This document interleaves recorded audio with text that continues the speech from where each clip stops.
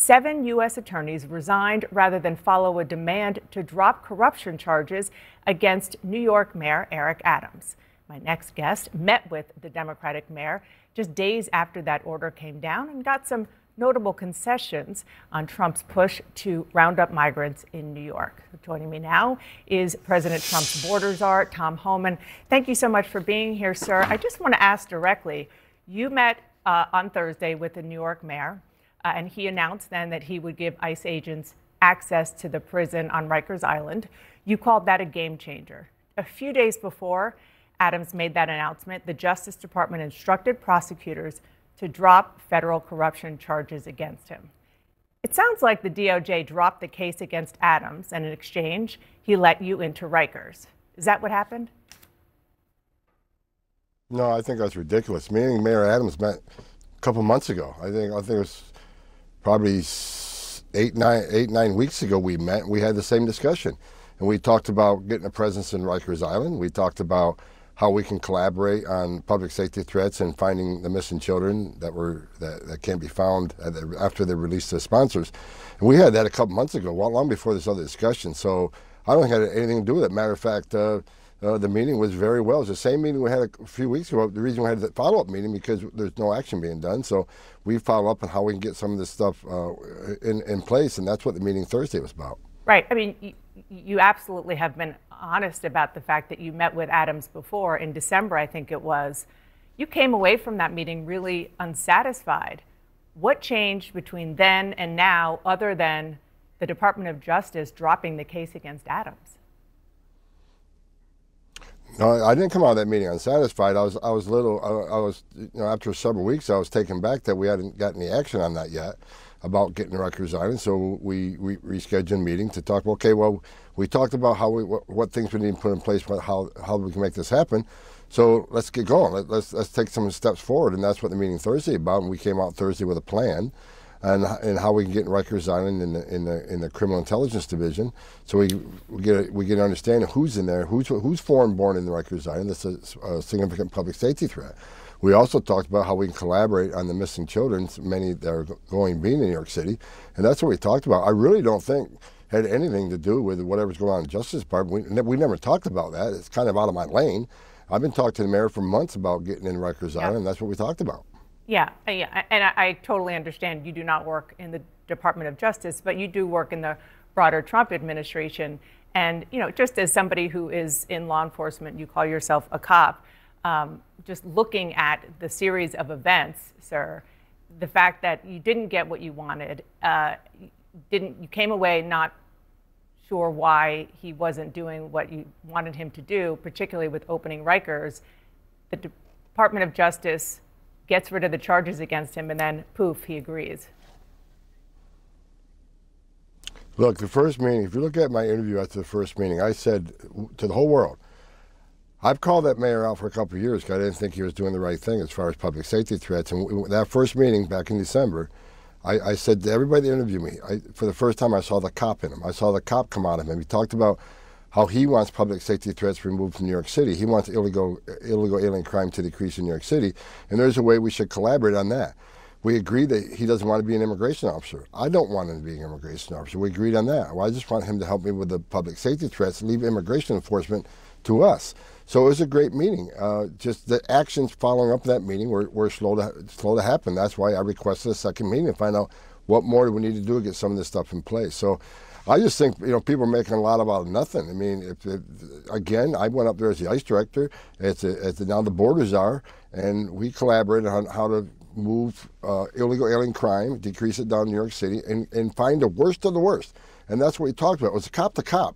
Not border czar to mayor, cop to cop. And we talked about the public safety threats and how they should be removed from our communities. And that's what was in the conversation. I want to read you what the Deputy Attorney General, Emile Beauvais, said as he ordered the case to be dismissed without prejudice. He said, the matter shall be reviewed following the November 2025 mayoral election, meaning DOJ could bring the charges back. In an interview with Fox, you and the mayor sat side by side. I want to play for our viewers what you said there. Now I got him on the couch in front of millions of people. He can't back waving us now, right? So I think you're going to see things moving in the right direction. If he doesn't come through, I'll be back in New York City, and we won't be sitting on the couch. I'll be in his office, up his butt, saying, where the hell is the agreement we came to? I mean, that's a pretty direct message, sir, that Adam needs to play ball when it comes to immigration. Well, finish playing the tape. There's more to that tape. This is two cops talking. We're talking cop. I mean, once you're a cop, you never lose that language. We had a great time in the meeting before, busting at each other. That was a joke. And if you play the tape further, he laughs, immediate response, but I'm going to hold you accountable too. I'll hold ICE accountable to get what they did done. I'm telling him, I need you to come through on your promise. He responds to me that I need to come through on mine. So this is a conversation between two cops having a good time. What is your promise? And people are making a lot out of nothing. What is your promise, sir? My promise is I'm not going to ask those officers to be immigration officers. I'm not going to push them to enforce immigration law. I told them I want to arrest the bad guy. I want to arrest the public safety threats. I want to get Rikers Island so we can get the public safety threat before they're released to the street. I want his help, especially the NYPD intelligence unit, who's the finest intelligence apparatus in the world, to help me find missing children. There are probably many are in forced labor, many are going to be in forced sex trafficking. Not all of them, but many of them. And that's a promise I made to him. Do you do law enforcement stuff? Help me get the public safety threats into children. I'm never going to ask you to arrest an illegal alien, and that is my promise. Not to make them immigration officers, but make them cops working with cops. So if he doesn't do the things that you want him to do, would you be okay with DOJ reopening its investigation into him? Should they do that?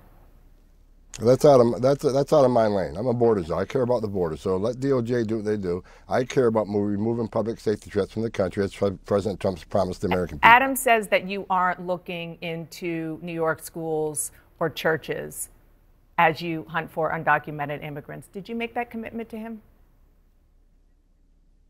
What me and Mr. Adams talk about is telling the truth that the left has tried to scare the American people. We ended the sensitive location policy for one reason, because we're the only federal law enforcement agency that had those type of requirements. What I made clear to Mayor Adams is that we're not raiding schools, we're not raiding churches, we're not raiding college campuses. But if we have a significant public safety threat, or national security, that let's say, for instance, an MS-13 member who's a senior in the high school, who's wanted for drug distribution or strong arm robberies, we will go to that school and arrest that MS-13 member with the help of the local authorities. It's not about raiding schools, it's about arresting one bad guy where we know he is and not let him escape back into the community. That's what discussion we had. I just want to take this conversation more broad and talk about how it's going so far with the president's promise, multiple promises on immigration and deportation. You've said roughly 14,000 migrants have been arrested in the first month of this administration, and that's well below the 1,500 daily arrests that the president says he wants to see. You're getting support from across the federal government, from the FBI, from DEA, from U.S. Marshals, even the military. What's the struggle? Why are you struggling to get those arrests where President Trump wants them?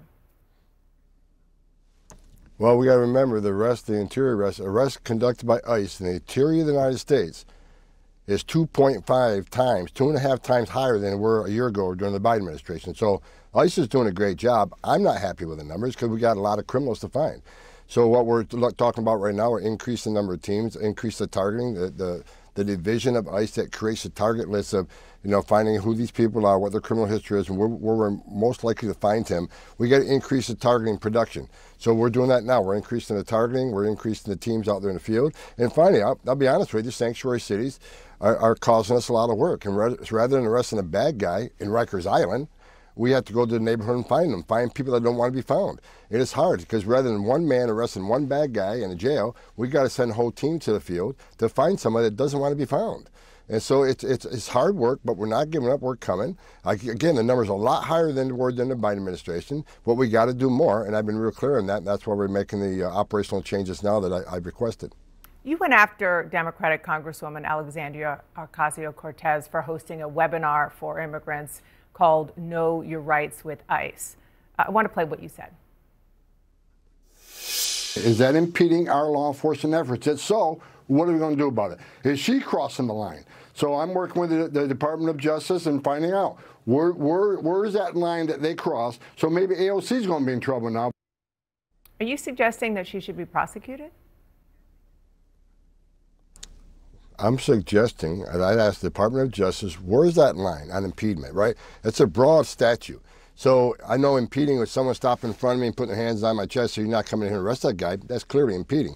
But at what line, where's the line on impeding? So I'm asking the Department of Justice, who are the prosecutors, and decide who they prosecute and what the standards of that prosecution is. I simply says, at what point is that impeding? Because you can call it know your rights all you want. We all know what the bottom line is. The bottom line is how they invade law enforcement. Don't open your door. Don't answer questions. Here's what we're talking about. We're talking about people here in the country legally with a criminal conviction who had due process at great taxpayer expense and were ordered deported by a federal judge, but became a fugitive. And we're talking about don't open your door to ICE. You know, you don't have to answer questions. I think it's more about how to invade law enforcement not to get arrested, even though there's a federal warrant for your arrest. How to evade that rather than know your rights. Now, we can argue about that all day long.